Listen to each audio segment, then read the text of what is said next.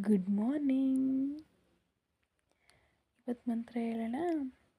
ಕರಾಗ್ರೆ ವಸತೆ ಲಕ್ಷ್ಮಿ, ಕರಮಧ್ಯೆ ಸರಸ್ವತಿ, ಕರಮೂಲೆ ಸ್ಥಿತೆ ಗೌರಿ, ಪ್ರಭಾತೆ ಕರದರ್ಶನಂ.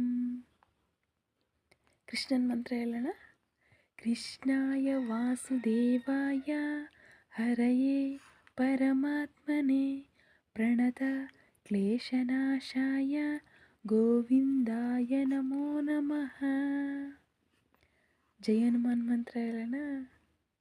ಬುದ್ಧಿರ್ಬಲಂ ಯಶೋಧೈರ್ಯಂ ನಿರ್ಭಯತ್ವಂ ಆರೋಗ್ಯತಾ ಅಜಾಡ್ಯಂ ವಾಕ್ಪಟುತ್ವಂ ಚ ಹನುಮಾತ್ ಸ್ಮರಣಾತ್ ಭವೇತ್. ನಾರಾಯಣನ ಮಂತ್ರ ಹೇಳೋಣ. ಓಂ ನಮೋ ನಾರಾಯಣಾಯ ನಮಃ. ಓಂ ನಮೋ ನಾರಾಯಣಾಯ